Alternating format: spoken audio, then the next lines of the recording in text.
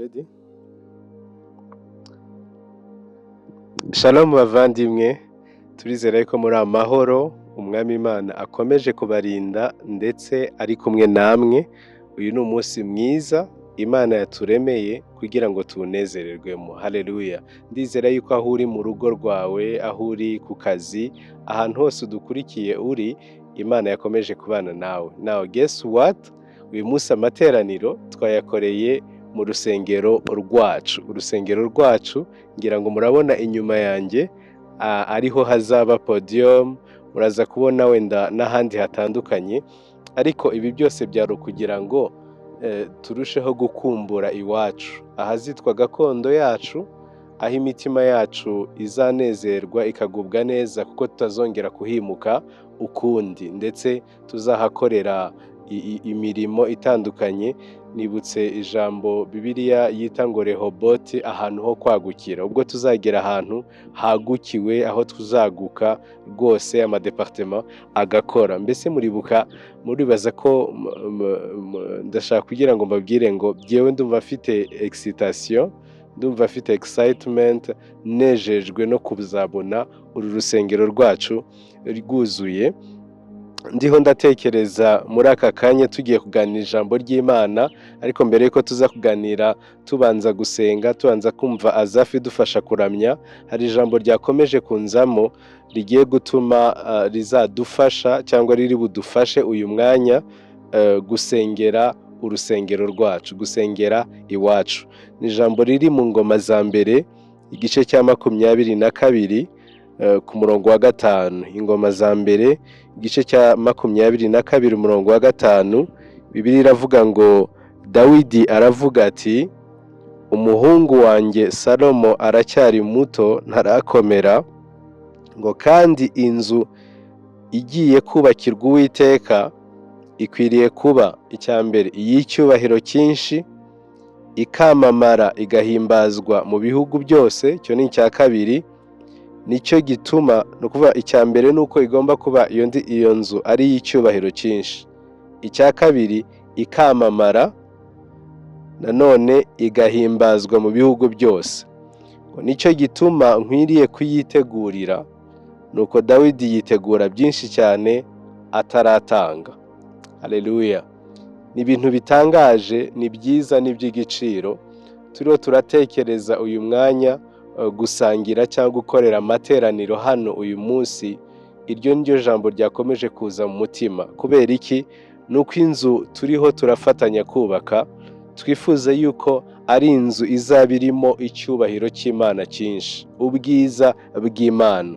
Ntabwo ari irindi dini, ntabwo ari iyindi nyubako twifuza kubaka, ahubwo ni inyubako izajya igaragaza ubwiza bw'Imana, icyubahiro cy'Imana. Umuntu wese uhageze urwaye akumva ubwiza bw'Imana mu buryo budasanzwe. Aka kanya ndifuza yuko tujyajya wenda mu buryo buri regulier cyangwa rimwe na rimwe tukajya duteranira hano, ariko dusengera iyi nyubako, duhamagara Imana kubw'iyi nyubako, turamya Imana kubw'iyi nyubako. Ndazi neza yuko Imana izarushirizaho gukora iby'ubutwari, ikaba ari inzu izaba yamamaye kubw'ibitangaza n'imirimo myinshi Imana izakorera hano, kandi igahimbaza izina ry'Imana. Tubibutse yuko ari inzu izaba ifite kapasite yo kwakira abantu bagera mu 1000, haba ari hasi cyangwa kuri balcon hejuru. Izaba ari inzu ubwayo izaba ifite aga Sunday school, ibyumba bigera muri 4. Izaba ari inzu ifite aga cafeteria tuzajya dusangirira. Izaba irimo utu multipurpose hall, udusare duto two gukoreramo amanama. Ariko nanone tuzaba turota yuko ari ahantu hazaba ari a community center, aho abantu bose b'Igisozi baza tugahimbaza izina ry'Imana. Tubibutse Imana iduhamagara gukora umurimo hano ku Gisozi nka Zion Temple ku Gisozi. Turi ahantu hadasanzwe kandi h'igiciro Imana yaduteretse kugira ngo tuzane umusaruro udasanzwe. Mbabwire ahantu ukuntu hameze. namwe mutangire mu bitekerezo. ULK ubwayo turi ruhande rwa ULK, ni muri metero zitageze mu 100 uvuye kuri ULK, ahantu hari hafite ubushobozi reka mvuge bwo kuba bwahajya abanyeshuri bagera mu 7,000. Murumva ukuntu bitangaje, ibaze ubwabo n'icya kabiri cyabo gikijijwe, cyakiriye Yesu nk'umwami n'umukiza, kandi harimo na école secondaire, harimo na polytechnique yabo. Si ibyo gusa, Gisozi ni imwe mu makartier aturiwe ya Kigali. Si ibyo gusa, ni naho hari agakinjiro, reka mvuge ngo hari quartier commercial idasanzwe, hari amasoko n'ahantu mbega hafi y'umujyi, hafi y'uduce dutandukanye. Reka mbabwire, ni mwibaze ubwiza bw'Imana butujeho bukaza kuri iyi nzu kugira ngo abari iruhande rwacu basogongere. Ndababwiza ukuri, jye kubwanjye uru rusengero ni ruto ugereranije n'ibyiza Imana ishaka kuhakorera, ugereranije n'ibyiza cyangwa n'abizacungura. Rero usenga, witanga, utanga ibya 10 n'amaturo byawe, utanga ibintu byose Imana iguhesha, ujye wibuka ikintu kimwe: ntabwo uriho urabikorera mwene wanyu, ntabwo uriho urabikorera inshuti yawe, uriho urabikorera Imana ubwayo. Pawulo yavuze amagambo meza ngo amafaranga mwanyohereje ndi mu rugendo rw'ivugabutumwa ngo yahindutse nk'umuwavu mwiza uhumurira Imana. Ibyo utanga byose nabyo ni ibintu Imana ikoresha, byagera imbere y'Imana bigahinduka umuwavu mwiza. Reka ibyo utanga byose bihinduke umuwavu mwiza imbere y'Imana. Reka dusenge Imana dusengereye inyubako. Nawe utabasha kuhagera kubera ko twese tuhagera, utangire wibuke igihe wahageze ibyumba byose, use nk'uharambika ikiganza mu isi y'umwuka. Tugira icyo dukora mu isi y'umwuka. Ndabizi yuko abubatsi bafite ibyo bubaka, natwe mu mwuka hari ibyo twubaka. Reka rero tuyubake mu mwuka. Data, mu izina rya Yesu Kristo, malebra de la lol shakaten zima tela bretel Mezon agral papareta luca tamizon valve de recun merombre de lusa shibre de la bosu kateke la brume tanazoi kavi la binen shoka la krekel edesmina sika rabebe sushakete. Haleluya! Turabo waremye, uturemeye imirimo myiza muri Kristo Yesu kugira ngo tuyigenderemo. Mwami, turi ubwoko witoranirije, udushyira ku ruhande, utwereza kudushyira ku ruhande mu itorero ryawe kugira ngo bwacu tuvuge iby'imirimo yawe itangaje, tuvuge iby'imbaraga zawe zitangaje, tubwirize ubutumwa bwiza bw'umuzuko, twature imirimo itangaje Kristo ubwe yakoze. Twuzi neza yuko uri Imana ibasha gukora ibiruta cyane ibyo twibwira, nk'uko imbaraga zidukoreramo ziri. Urakoze kuri hagati muri twe Mwami, uriho urakoresha imirimo Mwami. Ngushimiye abakozi bawe bo mu itorero rya Zion Temple Gisozi, abakristo bose, abantu batandukanye wacunguje amaraso y'igiciro. Kubw'ibi bakoze Mwami, ndasenga ngo buri wese umuhe umugisha kubw'itafari yatanze, kubw'isima yatanze, ikintu cyose yatanze kugira ngo hano hantu habe hageze nka hano Mwami. Tugushimiye kuri mwiza kandi isi yose yuzuye icubahiro cyawe. Tugushimiye kuri umunyembaraga. Ahangaha Mwami hazitirirwa izina ryawe iteka ryose kugeza Kristo ugarutse gutora itorero. Ahangaha ntabwo ari akabari Mwami, ahangaha nahitiriwe izina ryawe, aho benshi bazabwiriza ubutumwa bwiza, aho benshi bazakirira Yesu nk'umwami n'umukiza. Azahinduka igicumbi cy'ivugabutumwa ku bwa Gisozi, ku bwa Kigali, ku bw'amahanga Mwami. Azahinduka centre ya discipleship, aho abantu bazakurira bakagera ku rufatiro nyarwo rwa Kristo, aho abantu bazigira gukorera Imana, aho abantu abakristo abera b'Imana bazajya begera bagasabanira Mwami, aho ubwoko bwawe buzegerana bugatera imbere hamwe, bukagendera umujyi umwe, bagakoreshwa iby'ubutwari. Niyo mpamvu Mwami tuguhamagaye ngo uzamure ubwami bwawe, wubake hano hantu. Malebra de lon shakete esbeni falebrel do kunda tamistol vevri dialel okombre talamisobre la diatiko na felavrel bezbunda ya kiso shadela pen ermende le pazofer vadiatile krukala prube na zokalitiel uri Imana ifata itangiriro ukamenya iherezo, uri Imana se w'umwami wacu Yesu Kristo, uri Imana yo kwiringirwa, uri Imana yo kwizerwa, uri Imana y'ubutware bwinshi. Rambura ikiganza cyawe, gira icyo ukora ubu tugisenga, gira icyo ukora ubu tugihamagara mu maso hawe, gira icyo ukora ubu ubwami bwawe bukiri hano. Mwami utwubakire, turabizi Mwami, urabizi yuko dukeneye ubushobozi. 200,000 niki mu maboko yawe, 300,000 niki mu maso yawe. Turahamagara ngo satura ijuru mu izina rya Yesu, wohereze ubushobozi, uhagurutse abantu bafitanye isano n'amasezerano ya hano hantu Mwami, ubahagurutse kugira ngo twubake dufatanije nabo mu mbaraga z'umwuka wera. Uzana ubushobozi Mwami, uzana ibikoresho, uhagurutse imitima ubu tugisenga, ukangura umutima wa buri wese turi kumwe hano hantu, ukangure buri wese ubu tugihamagara izina ryawe, ukangure buri wese ubugingo bwe bukanguke, kugira ngo twese hamwe duhaguruke twubake inzu yawe. Ndagushimiye ko ubikoze, ndagushimiye ko Mwami ibyo dusabye byose twizeye yuko tubihawe. Ndagushimiye yuko wubatse iyi nzu ikaba izitirirwa izina ryawe. Icyubahiro kikugarukire, ubwami bwawe buze mu izina ridasanzwe ry'umwami wacu Yesu Kristo. Amen, amen.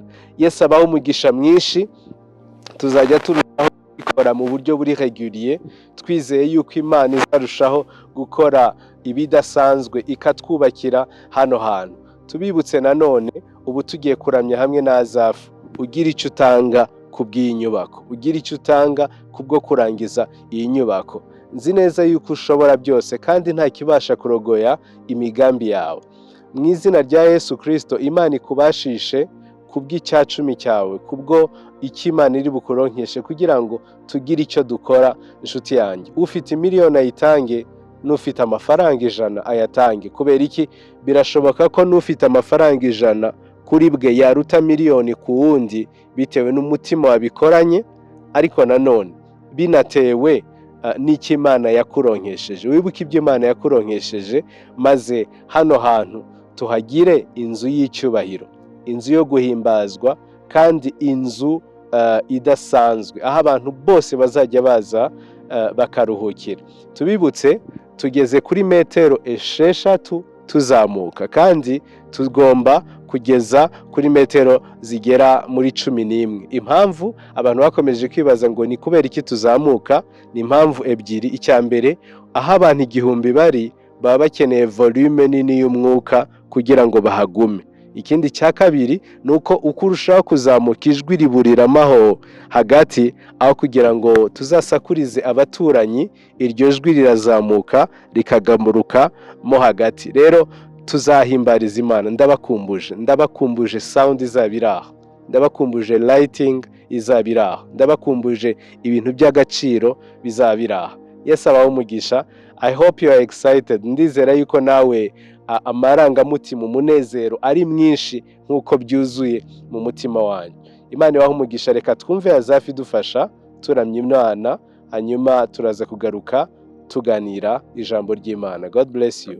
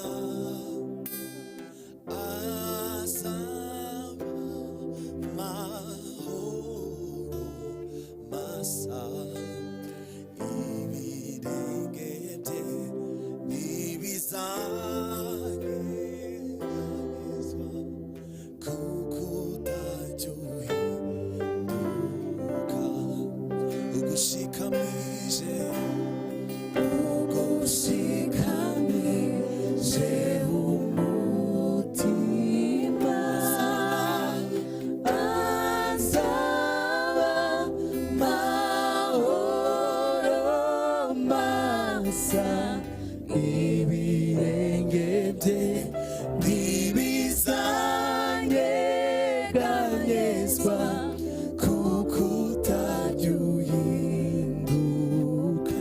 Haleluya. Ugushikamise umutima azaba mahoro masa. Ibirenge ntibizanyeganyezwa kuko utajya uhinduka.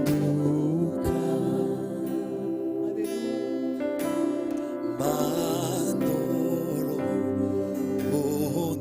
buhungiro bwacu kandi uri imbaraga zacu n'ubwifatiro z'isi zakurwaho ni wowe nziringira. Turirimbane Imana. Manuro buhungiro bwacu kandi uri imbaraga zacu n'ubwifatiro z'isi zakurwaho ni wowe nziringira. Kandi mana yacu manuro buhungiro bwacu kandi uri n'imbaraga zacu n'ubwifatiro z'isi zakurwaho ni wowe nziringira.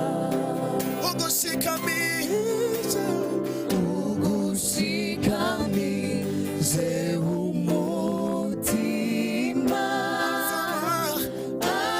azaba mahoro masa. Ibirenge bye ntibizanyeganyezwa kuko utajya uhinduka. Ugushikamise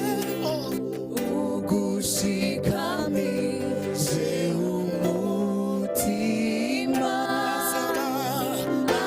azaba mahoro masa.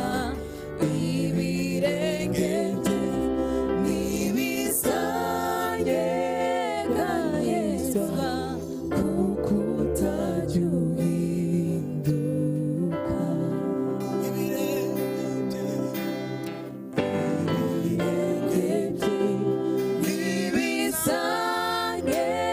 ntibizanyeganyezwa kuko utajya uhinduka. Ibirenge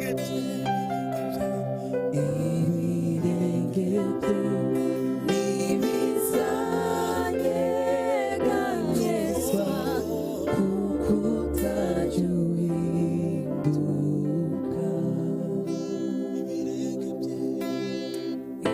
Ibirenge ntibizanyeganyezwa kuko utajya uhinduka. Urusaku no guhorera kw'amazi gutigita kw'isi yacu dutuyemo. Amahema y'isumba byose azamera ubuturo bw'iteka. Amahema y'isumba byose azambera ubuturo bw'iteka. Haleluya. Amahema y'isumba byose amahema y'isumba byose azambera ubuturo bw'iteka. Amahema yawe azatubera amahema y'isumba byose azambera ubuturo bw'iteka.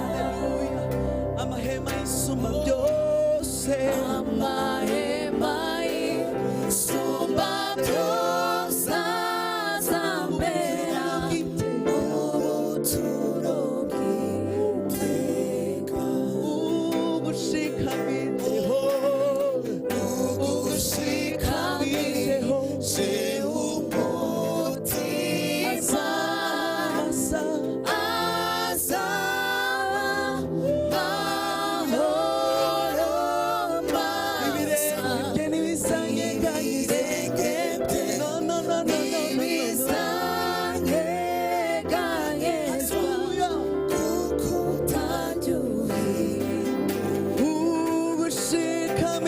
umutima ugushikamijeho umutima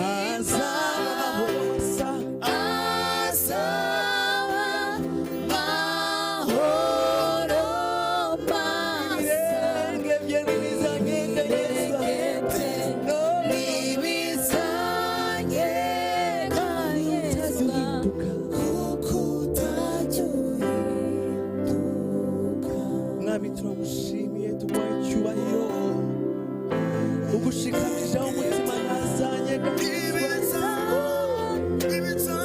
nubwo imfatiro z'isi zakurwaho uri ubuturo bwacu haleluya uri ubuhungiro bwacu haleluya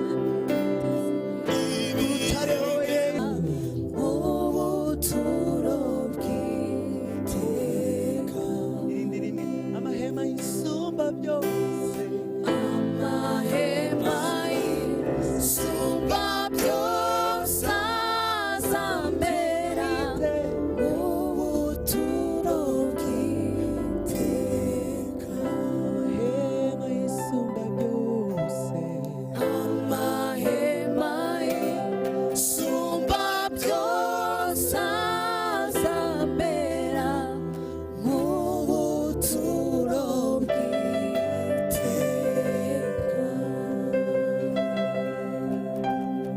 warwanye intambara nyinshi Yesu, nta nkuru nigeze numva ko watsinzwe. Warwanye intambara nyinshi Yesu, nta nkuru nigeze numva ko watsinzwe. Warwanye intambara nyinshi Yesu, nta nkuru nigeze numva ko watsinzwe. Ibyo ukora biratangaje, ubuntu bwawe busanzwe. Ibyo ukora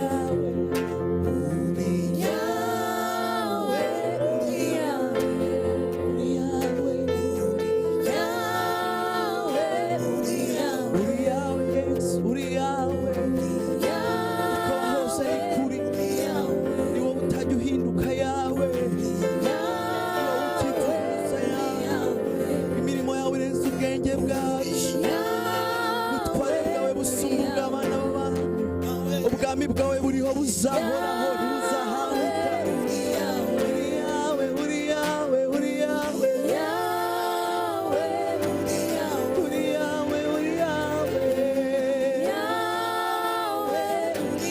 uri yawe, ugira neza, uratabara, ukora ibikomeye, erega ntacyakunanira. Uri yawe, intambara zose urwana urazitsinda Yesu.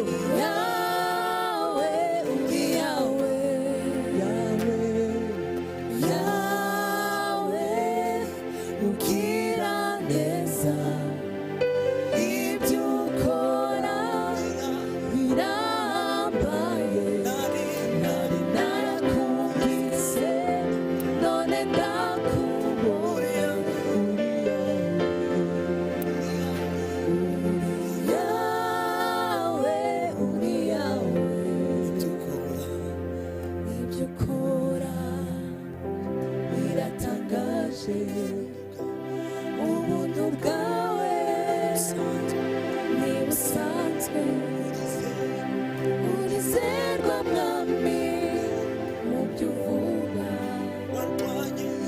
Warwanye intambara nyinshi Yesu, nta nkuru nigeze numva ko watsinzwe. Uri yawe mwami, uri yawe, yawe ugira neza, ibyo ukora birambaye. Nari narakumvise none ndakubonye. Yawe ugira neza, ibyo ukora birambaye. Nari narakumvise none ndakubonye. Uri yawe, uri yawe, uri yawe, uri yawe, uri yawe, uri yawe, uri yawe. Thank you, Jesus. Shalom bavandimwe, twongeye kubakira mu mwanya wo kuganira ijambo ry'Imana, aho turiho turaganira ijambo riri mu Baroma igice cya 12 umurongo wa mbere n'uwa kabiri, aho ubushize twaganiriye ku gitambo kizima. Uyu munsi turaganira ku gitambo cyera cyangwa the holy sacrifice mu rurimi rw'icyongereza. Munyemerere dusome ayo magambo nyine mu Baroma igice cya 12 umurongo wa mbere, turaza gusoma no mu Baheburayo igice cya 10 umurongo wa 14. Kadusome mu izina rya Yesu. Nuko bene data ndabinginga kubw'imbabazi z'Imana ngo mutange imibiri yanyu ibi bitambo bizima byera bishimwa n'Imana, ngo kuko ariko kuyikorera kwanyu gukwiriye. 12 umurongo wa kabiri, kandi ntimwishushanye n'ab'iki gihe, ahubwo muhinduke rwose mugize imitima mishya, kugira ngo mumenye neza iby'Imana ishaka, ari byo byiza bishimwa kandi bitunganye rwose.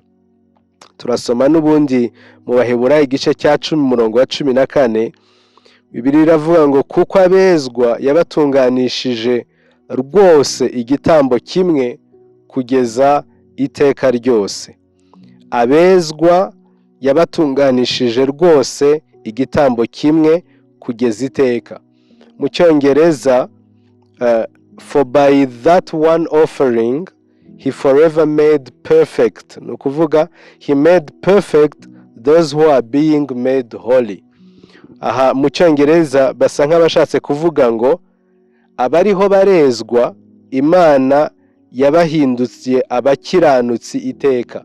Yabahinduye, ni ukuvuga ngo yabahinduye abatunganye. Abariho barezwa, abakomeza kwezwa, Imana yabahinduye abakiranutsi. Imana ishimwe. Twibutse kuko twariho turaganira Abaroma igice cya mbere, kuva mu gice cya mbere kugera mu gice cya 11, Pawulo aba ariho aravuga ubuzima bushya muri Kristo Yesu, ahera uburyo abantu bacumuye ntibashikira ubwiza bw'Imana, agatangira kwerekana iby'amategeko atarabashije kudutsindishiriza, agakomeza akavuga uburyo ahubwo amategeko ariyo yahaye imbaraga icyaha, noneho akaza kuvuga gucungurwa muri Kristo Yesu, akavuga noneho gukizwa, tugakizwa n'ubuntu tudakijijwe n'amategeko. Ku murongo wa 12 umurongo Baroma 8 ho noneho hatangira kuvuga imibereho mishya muri Kristo Yesu, ko twahindutse ibyaremwe bishya, uburyo dukwiriye kuyoborwa n'umwuka w'Imana n'ibindi bitandukanye. Ageze mu gice cya 12 ngira ngo yatangiye gutekereza akavuga ati none se ko nababwiye doctrine yose y'ubukristo, igitabo cy'Abaroma, ubundi umuntu uzi igitabo cy'Abaroma azi ubukristo bwose, bavuga ngo ni nkaryo pfundo ry'ubukristo, nicyo gisobanuro cy'ubukristo. Umwe mu basogokuruza bo kwizera witwa Martin Luther, mbere y'uko ava mu itorero rya Gatolika, yaragiye arihisha asoma igitabo cy'Abaroma, nicyo cyavuyemo Protestantism, aho yabonye yuko binyuranye n'uko ab'icyo gihe bizeraga yuko washobora gutanga indulgensiya cyangwa amafaranga cyangwa zahabu kugira ngo ubabarirwe ibyaha bigahinduka nk'igitambo. Yagaragaje yuko hari igitambo kimwe kizima gituma tubabarirwa ibyaha, ni kimwe kizima, ni Yesu Kristo w'i Nazareti. Asomye igitabo cy'Abaroma yiyirije ubusa. Igitabo cy'Abaroma nibwo bukristo, nibyo twizera, niho dukura gucungurwa, niho dusobanukirwa gutsindishirizwa, niho doctrine y'ubukristo yubatse, kimwe n'amagambo ya Kristo ubwe. Bisa nkaho niyo mpamvu mpamya neza yuko Pawulo yahishuriwe Kristo kurusha intumwa 12, kubera iki ubwe yarabihishuriwe amenya no kubitanga, ko yari yaragize amahirwe yo kwiga. Ageze mu gice cya 12 umugaragu w'Imana Pawulo atangira kwibaza ati none se niba twaracunguwe tukababarirwa tukezwa ibyaha, naho niki dukwiriye gukora nk'abera? Niki dukwiriye gukora nk'abatsindishirijwe, nk'abajijwe n'amaraso? Ahita avuga ngo ikintu cya mbere yavuze dukwiriye gukora ni ugutamba imibiri yacu kuba ibitambo bizima. Mu yandi magambo, nk'uko umuntu yazanaga inka, akazana ikimasa, akazana intama, akazana inungura, akazana inuma, akazishyira ku gitambo, natwe imibiri yacu igiye guhinduka nka cya gitambo cyera kizima gishimwa n'Uwiteka. Arakizana noneho gikongorwe n'umuriro, utari umuriro usanzwe wakozwe n'abantu, ahubwo umuriro w'umwuka wera.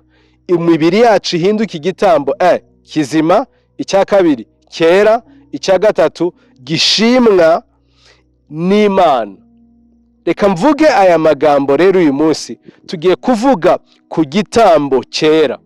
Igitambo cyera, kugira ngo twumve igitambo cyera niki, biradusaba kuva gato mu isezerano rishya tugende tujye mu isezerano rya kera, dusobanukirwe ubwabyo ijambo isezerano rivuze iki, cyangwa itandukaniro hagati y'isezerano rishya n'irya kera ni irihe.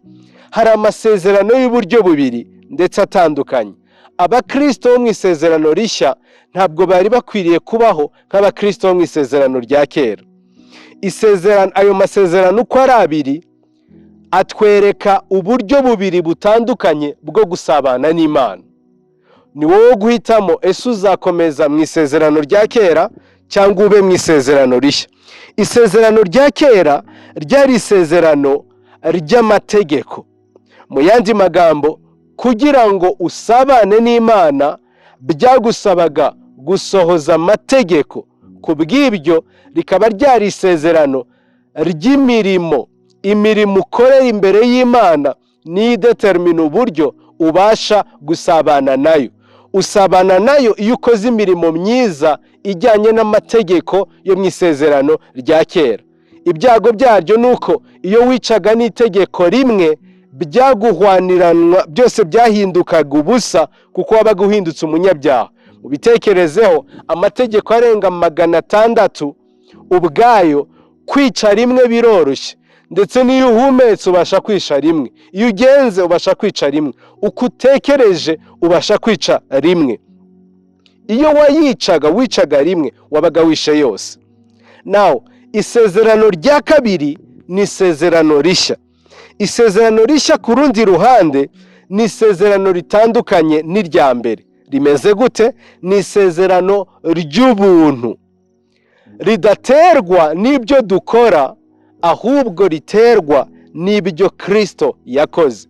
Icyo Kristo yakoze nicyo gituma duhinduka abakiranutsi, ntabwo ari cyo wowe wakoze. Wirebyeho ntabwo wareba gukiranuka kw'Imana, ariko iyo urebye kuri Kristo uhita uhinduka ubona gukiranuka kw'Imana. Kubera iki? Iyo turebye ntiducira urubanza ukundi. Kubera iki? Yaruciye rimwe rizima muri Kristo Yesu. Buri sezerano ryose ryagombaga gukomezwa n'igitambo.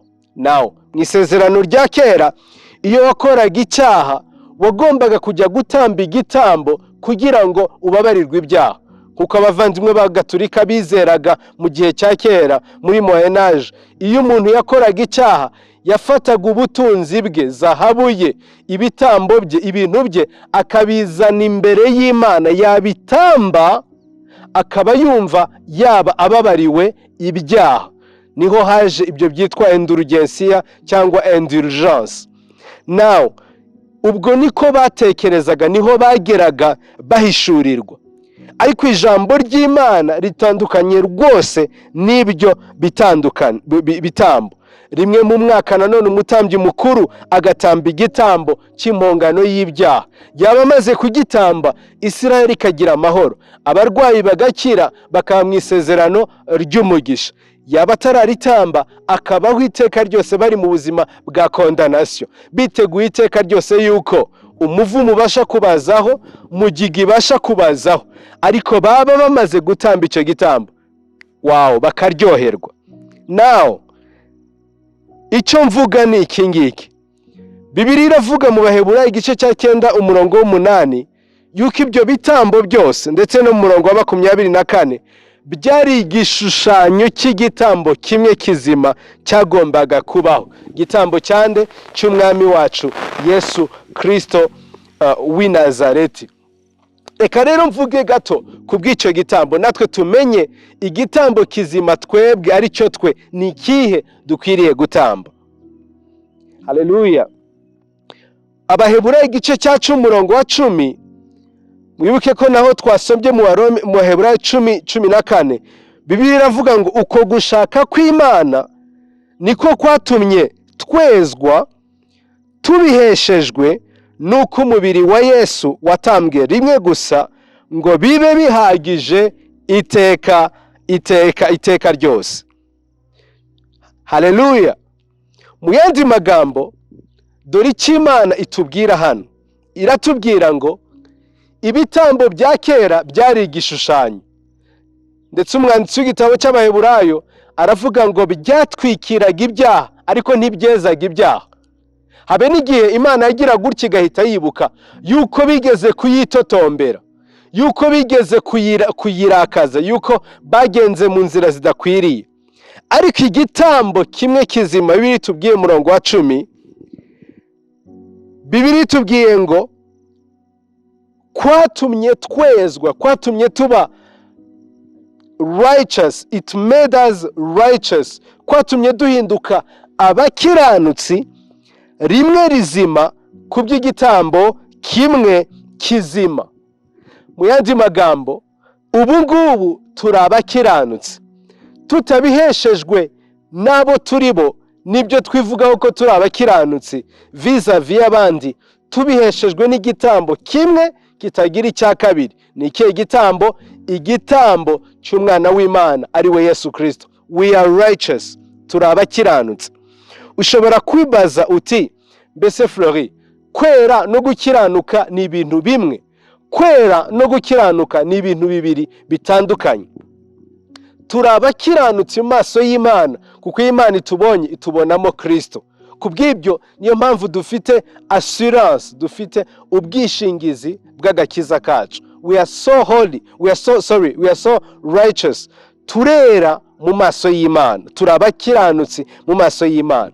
Ariko kwera cyangwa sanctification cyangwa holiness, turushaho kwezwa, turushaho kuba ibitambo byera, ntabwo turushaho kuba ibitambo bikiranuka. Ntabwo turushaho kugira gukiranuka, turushaho kugira kwera. Bibiliya tubwira ngo yahindutse icyaha kugira ngo duhinduke gukiranuka kw'Imana. Ntabwo yavuze ngo yahindutse icyaha kugira ngo duhinduke kwera kw'Imana. Twahindutse gukiranuka kw'Imana. Mu yandi magambo, iyo tubonye Imana ntitubaraho icyaha. Icya kera, icy'ubu n'ikizaza, turakiranuka mu maso hayo. Now, kwera cyangwa holiness bivuze iki? Kugira ngo ube noneho igitambo cyera, umubiri wawe uhinduke igitambo cyera, bitandukanye. Bibiliya ntabwo itubwiye ngo umwuka wacu uhinduke igitambo cyera. Ni imibiri yacu igomba guhinduka igitambo cyera. Mu Baroma igice cya mbere no mu Baroma igice cya kabiri ntibavuga umwuka, bavuga umubiri wacu. Hanyuma mu gice cya umurongo wa kabiri bagahita bavuga ngo duhinduke tugize ibitekerezo bishya, tugize imitima mishya. Mu yandi magambo, umwuka ntibawuvuze, bavuze ubugingo, bavuze umubiri. Ibyo nibyo bigomba guhindurwa. Ibyo nibyo Imana idusaba yuko uko turushaho gukora. Mu gitabo cy'Abafilipi, to walk out our faith, guhirimbanira gukorera agakiza kacu. Ntabwo tuba dusubiye mu mirimo, ahubwo tuba dusubiye noneho mu kuba active, mu guhindura umubiri wacu, mu guhindura nanone kandi n'ubugingo bwacu ngo busanishwe n'ibyo twakiriye mu mwuka. Mu mwuka turabere, turabakiranutse imbere y'Imana. Iyo tubonye itubona twera. Imitekerereze yacu niyo igomba guhinduka. Niyo mpamvu Pawulo yavuze ngo mbese ntimuzi yuko imibiri yanyu ari insengero z'umwuka uba muri mwe? Mu yandi magambo, bari bafite teoloji itandukanye umwuka n'ubugingo. Umwuka wabo bakumva urera, bazajya mu ijuru, hanyuma imibiri yabo bakajya kuyisambanisha. Nyamara uko basambanya imibiri, bakaba bariho baranasambanya n'ubugingo. Kubera iki? Bakaba basambanyije ibitekerezo. Ntabwo umuntu ajya gusambana atabanje gutekereza icyo gikorwa ajya gukora. Kubw'ibyo umwuka wabo ukaba obstructed, ugafungwa. Umukristo wa kamere, dore ni umukristo umeze gutya, ni umukristo ukoresha umubiri we ibya kamere, ugakoresha ubugingo bwe kurarikira no kugendera mu nzira zipfuye. Nyamara umwuka we kandi ari umwuka w'Imana. Imana iri muri wewe. Reka mbabaze urugero ruto. Ninde muntu wubatse inzu nziza idasanzwe nziza, noneho yabasha kuzanamo ingurube akazibwira ngo nefu mwese nimuhaguruke? Igurube, murabona ikigurube ukuntu gisa, urakakibone mu isafuriya, ntukibone ukireba, ureba indohesha birayi, urakayibone ngo uyibone yatetswe, yaryoshye, yokejwe, ariko ntuzigere uyibona na rimwe ngo uyibone iri aho ngaho n'ibimyira. Ngo noneho uyizane mu nzu yawe, uyishyire muri saramanje yawe cyangwa uyishyire muri salo, murebane filime. Natwe iyo twanduza imibiri yacu, iyo imibiri yacu tudashaka kuyizana ngo yotswe n'igicaniro cy'umuriro w'umwuka w'Imana, icyo tuba turiho turakora, tuba turiho turabwira Imana tuti umwuka uri muri twebwe ntacyo umaze. Ubugingo, umwuka uri muri twe ntacyo umaze. Akazi k'umurokore ni uguhindura noneho ubugingo n'umubiri wawe kwisanisha n'umwuka wawe. How? By the renewing of your mind. Gute? Uhindura ibitekerezo bishya. Niyo mpamvu ibyo twitegereza, amakuru dusoma ahindura ubuzima bwacu. Nkunda gutanga urugero, nkora Igitaramo Cyera mu 2004, umuntu yigeze kuntwara ku igare, nishyura amafaranga 100, bukeye nishyura arambwira ngo ni 200. Ndamubaza ngo igiciro amafaranga 200 gute? Ejo wantwariye 100 none umbwiye 200. Ahita arambwira ngo igiciro cya essence cyiyongereye. you know what, azi neza yuko igiciro cya esanse nikiyongera, n'isukari yiyongera, n'umunyu wiyongera, n'ibindi byose byiyongera. Kubw'ibyo nawe yongera igiciro cy'igare. Nahise ngerageza, none se esanse, natangiye kwibaza, esanse no kunyonga bihuriye? Bitewe n'amakuru yari yumvise, yahise ahindura imitekerereze. Nanjye reka nze nkubwire, natwe iyo turushaho kumva amakuru y'ijambo ry'Imana, turushaho kumva amakuru y'uwo Kristo ari we, uko turushaho kumuhishurirwa agwira mu buzima bwacu, imibiri yacu n'ubugingo bwacu bihinduka igitambo cyera imbere y'Imana, tugahita duhinduka abejejwe rwose. Ni gute imibiri yacu yezwa? Nuko turushaho kwakira amakuru ava mu gihugu cyo mu ijuru. Icya kabiri, gutangira kwatura abo turi bo muri Kristo Yesu, tutatura ibyo tubona imibiri yacu ikora. Aharaho urabona icyaha ukoze ugahita uvuga ngo mwami ndi umusambanyi. Nturi umusambanyi, wahindutse umukiranutsi, wahindutse gukiranuka k'Imana kubw'igitambo kimwe kizima aricyo Kristo. Atura ngo ndi ugukiranuka kw'Imana, atura ngo ndi ugukiranuka kw'Imana. Umukristo wa kamere ayoborwa n'ibyo abonye. Iyo abeshya ahita avuga ngo ndi umubeshyi. Ntabwo uri umubeshyi, uri ugukiranuka kw'Imana. Atura uwo uri we, atura ibyiringiro muri Kristo Yesu. Ndaguha ibanga ribasha kugukiza, kuko iryo wagerageje ryakunaniye. Mbese igihe cyose wakomeje kwita umunyabyaha, ukatura imbere y'Imana. Muvandimwe umwe twasenganaga yigeze gusenga, aratura arapfukama aravuga ngo nahindutse ngo nk'intumbi y'imbwa. Ndamwitegereza numva ndababaye. Uri intumbi y'imbwa sha? Uri intumbi y'imbwa? Sinshobora gusenga mvuga ngo ndi intumbi y'imbwa. How? Ni gute wacungujwe amaraso ahinduka intumbi y'imbwa? Wowe uri ugukiranuka kw'Imana. Atura gukiranuka kw'Imana muri Kristo Yesu. Wature nubwo waba uri muri izo ntege nke, atura gukiranuka kw'Imana.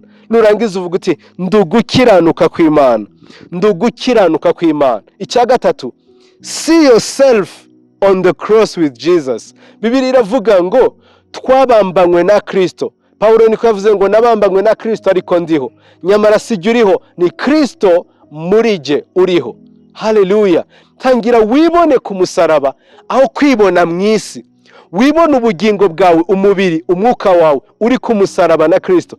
Ubambanywe na Kristo. Wibone muri byo, wibone muri ubwo buzima. Wature ibyo byiringiro uri muri Kristo Yesu. Uvuge ngo ubwo Kristo yari ku musaraba, nari kumwe nawe ku musaraba. Kubw'ibyo ubwo atagipfuye nanjye singipfuye, ubwo ari umukiranutsi nanjye ndi ugukiranuka kw'Imana, ubwo yicaye iburyo bwa Data nanjye mu isi y'umwuka, niko ijambo ry'Imana rimbwira ngo nanjye yaranzamuye, natwe yaratuzamuye, ituzamura mu ijuru, mu isi, mu ijuru mu buryo bwo mu mwuka. Kubw'ibyo urasa na Kristo. Wature ngo ndasa na Kristo, ndi umuvandimwe wa Kristo. Ureme ibyo. Uko uzarushaho kwatura ibyiringiro byawe, uko uzarushaho kwibona, nibwo uko uzarushaho kwibona ku musaraba, nibwo uzabona yuko ibyaha byawe byamaze guhanirwa ku musaraba. Kandi nanone nibwo uzabona ubuntu bukubashisha gutuma umubiri wawe n'ubugingo bwawe bitongera gukora ikibi cyangwa kwitekerezaho ikibi. Imana ibaho umugisha mwinshi. Uri igitambo kizima imbere y'Imana. Nurushaho kwatura ibyo byiringiro, nurushaho kurema ibyo byiringiro, nurushaho kuvuga ibyo byiringiro. Maze icyo nkunda, iyo urushaho kuvuga ibyo byiringiro, umwuka w'Imana araza agafata ubuzima bwawe akabuhindura ubuzima. Dore icyo nkunda gutangaho urugero. Bibiliya iravuga ngo inzige zamaze zose zarahagurutse zimara imirima yose y'Abanyegipita. Dore uko byagendaga. Inzige ni agakoko gato kadafite santimetero 5, ariko iyo gasimbutse umuyaga uragahuha ukagasimbukana inshuro 100 taye yako. Ni ukuvuga ngo niba gafite santimetero 5 kasimbuka kuri metero 500, kandi iyo kazamutse umuyaga uragahuha ukakajyana, wenda reka tuvuge nk'Igitarama. Nabo niko byagendaga. Uko basimbukaga gusa, uko inzige zasimbukaga, umwuka warazihuhaga ukazigeza hirya. Inzige zimara imirima yose. nanjye reka nkubwire, uko urushaho kumva ijambo ry'Imana no kuryatura no kurirema no kurisengeramo no kuvuga ngo ndi umukiranutsi, umwuka w'Imana ahita aguterura akakujugunya mu buzima bwo kwera, muri holiness utigeze kugira. Kubw'ibyo imirima y'abanyegiputa, imirima ya Satani igahita ihomba. Muzi impamvu? ntabwo gukibaho ubuzima bwa kamere, ubaho ubuzima bwo kwera, ubuzima bwo gukiranuka. Why? Kuko wizeye icyo Kristo yakoze ku musaraba. Imana iguha umugisha kandi irushaho kugira neza. Ubu ngubu munyemerere dusenge Imana. Data, mu izina rya Yesu, duhagaze ahitiriwe izina ryawe, aho benshi bazakirizwa bakazakwakira nk'umwami n'umukiza, turasenze ngo tugire ibitambo bizima. Mwami, nituzaba duhimbariza Imana hano hantu, tujye twibuka yuko turi ibitambo bizima, byera, bishimwa, byateguriwe gukora imirimo y'umumaro. Ndagushimiye Mwami ko waduhinduranye bazima na Kristo, tukezwa muri Kristo Yesu, ubugingo bwacu bukezwa muri Kristo Yesu. Ubu turi kumwe Mwami, ndasenga ngo uyu muvandimwe urushirizeho kumuvana mu bwiza umujyana mu bundi bwiza, mu kwera umujyana mu kundi kwera. Kubw'imbaraga zawe umugire igitambo kizima, ubugingo bwe buhinduka ubushimwa nawe. Nagenda yiyumvemo gukiranuka kw'Imana, yiyumvemo ko yera imbere y'amaso yawe, kubw'igitambo kimwe aricyo gitambo cya Yesu Kristo. Ndagushimiye ko wumva gusenga mu izina ry'umwami wacu Yesu Kristo. Amen. God bless you.